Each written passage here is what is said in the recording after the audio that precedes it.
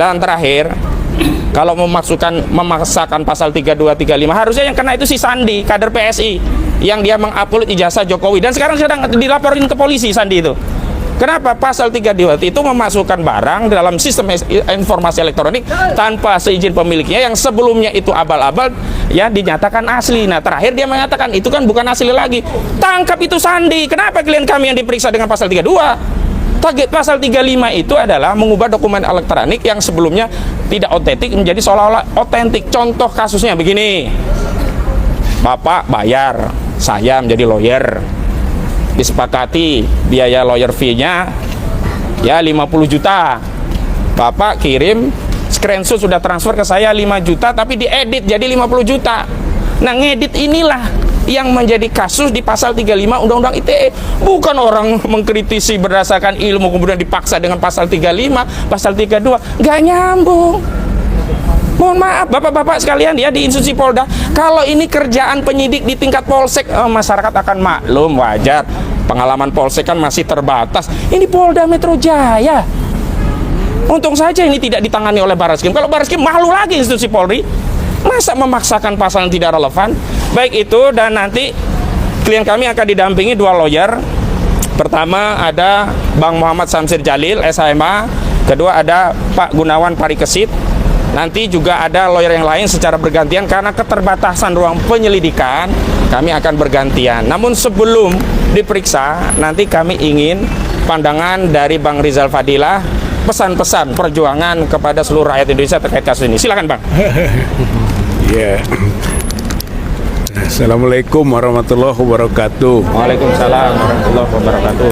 Alhamdulillah pada hari ini ya, saya yang didampingi oleh kuasa hukum akan memenuhi panggilan Polda Metro Jaya ya, berkaitan dengan laporan dari Insinyur Joko Widodo ya, yang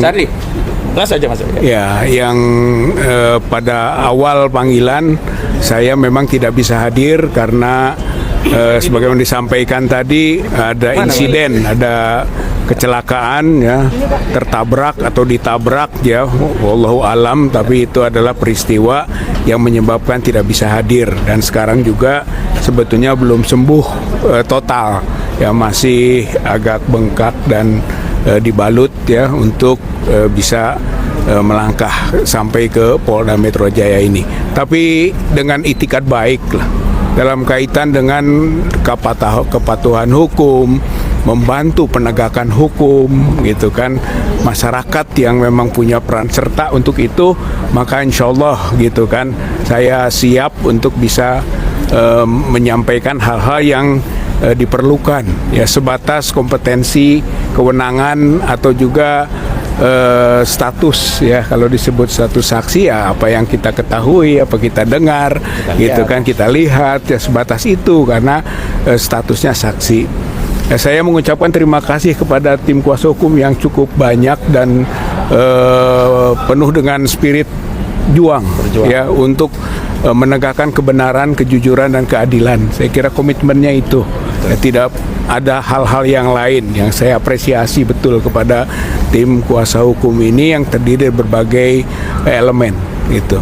Nah, kemudian bahwa intinya kalau lihat dari laporan itu adalah soal pencemaran, soal fitnah, dan termasuk di dalamnya soal Undang-Undang ITE 32, 35 tadi.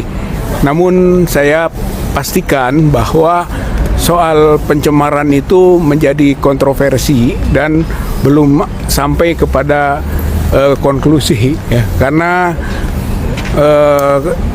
saya, teman-teman yang lain termasuk Dr. Roy Suryo, Dr. Rismon, Dr. Tifa, Bu Kurnia atau yang lain-lainnya juga sebenarnya dalam proses pencarian terhadap kebenaran dari status ijazahnya Joko Widodo gitu. Jadi masih dalam proses pencarian, baik melalui proses pengadilan, perdata, termasuk juga pendampingan di pengadilan pidananya, sampai ke pengaduan ke Barreskrim, lalu sekarang juga dilaporkan di Polda Metro Jaya, ini semua dalam proses pencarian tentang kebenaran dan status ijazahnya Jokowi asli atau palsu. Gitu. Jadi belum ada kesimpulan yang bisa dijadikan akhirnya pencemaran, itu nama baik, fitnah, belum bisa itu. Tapi itulah nanti kita akan sampaikan hal-hal yang memang menjadi pengetahuan, apa yang kita dengar, kita lihat sebagai seorang yang disebut sana sebagai saksi.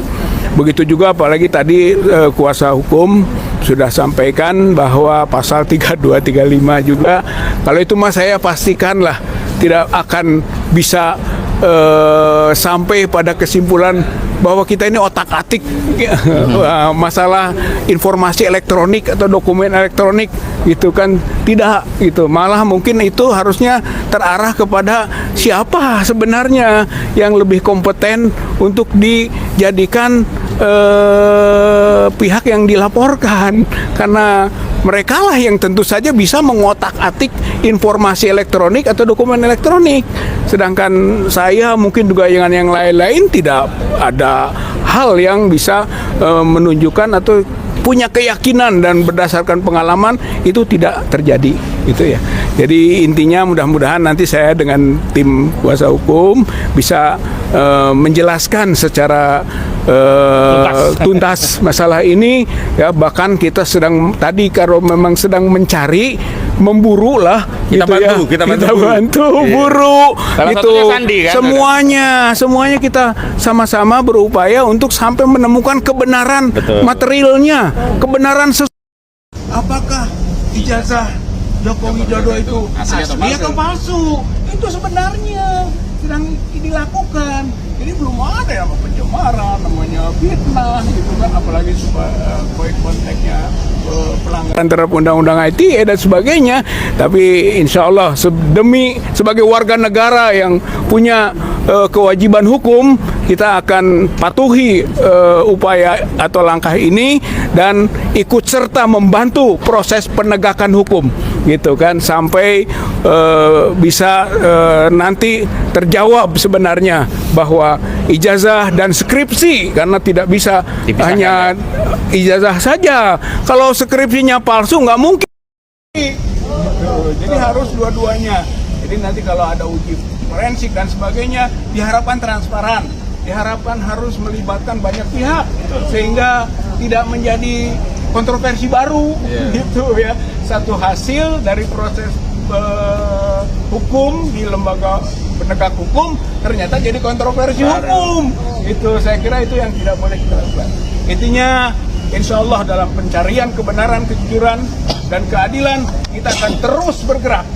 Mudah-mudahan masyarakat, rakyat Indonesia juga ikut serta bersama dalam proses penegakan hukum dan membangun transparansi serta penegakan tadi keadilan, kejujuran dan kebenaran.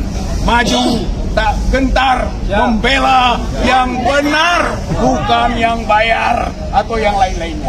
Terima kasih. Assalamualaikum warahmatullahi wabarakatuh. Waalaikumsalam warahmatullahi wabarakatuh. Selanjutnya Bang Samsir selaku koordinator pendamping, silakan. Ada yang ingin disampaikan sebelum nanti masuk mendampingi. Assalamualaikum warahmatullahi wabarakatuh. Tadi sudah disampaikan oleh koordinator Tim dan juga sama juga Bang Rizal Fadila yang ada di datang. Karena minggu lalu tidak bisa datang kami karena tadi sampaikan beliau ini sakit karena kecelakaan. Tapi ya tetap tanpa Bapak Ibu, tanpa minta klarifikasi, ya Polda ini tetap memanggil juga ya. Ini betul-betul sebenarnya ya sudahlah, kita ikuti aja. Jadi Bung Rizal Fadila SH ini dikenakan dengan pasal 310, 311, pasal Undang-Undang KUHP, kemudian pasal 32, pasal 35 Undang-Undang ITE, termasuk juga pasal 27A Undang-Undang ITE. Yang mana di sini nanti tentunya yang disampaikan Rizal tadi. Kalau beliau ini sebenarnya justru di sini tempatnya yang dia tunggu sebenarnya untuk terjadinya pembuktian. Kalau apa yang dipertanyakan oleh mungkin bukan hanya dia, misalkan masyarakat Indonesia, apakah ijazah ya tentunya Joko Widodo yang dikatakan seorang insinyur yang kuliah di Universitas Gadjah Mada benar-benar kuliah di sana. Di sini ada tempat pembuktian. Nanti ya di sini ya kita harapkan diteruskan untuk pembuktian oleh penegak hukum, polisi, jaksa, hakim. Ya kami juga sebagai pengacara di sini akan mendampingi untuk melakukan pembuktian pada pengadilan nanti, sehingga majelis hakim nanti akan membuktikan apakah sebenarnya ijazah Jokowi ini asli atau palsu. Tentunya kita ini adalah negara hukum ya. Kita tidak ingin ada orang yang membuat kejahatan, orang lain yang dihukum. Ya kan? Sudah banyak yang dihukum atas kasus ini sebenarnya. Jadi sekali lagi saya tekan, kalau ada orang yang berbuat kejahatan, jangan sampai negara kita negara hukum, ada orang lain yang dihukum. Sekian, terima kasih. Assalamualaikum warahmatullahi wabarakatuh. Assalamualaikum warahmatullahi wabarakatuh. Jadi Pak Gunawan sepintas, nah setelah ini nanti bisa masuk. Selanjutnya kita tetap kompres. Nanti tim kuasa hukum masuk, khawatir dari tunggu penyidik. Tapi Pak Gunawan mana? Biar dia nyampaikan. Ya. Jadi, saya tidak banyak karena semua sudah mewakili. Di sini kami meminta doa kepada seluruh rakyat Indonesia agar hukum ditegakkan seadil-adilnya, agar hukum tidak dijadikan objek jual beli oleh para penguasa, oleh pemilik modal, dan oleh para kaum zalimin. Hanya itu saja. Bismillah, takbir.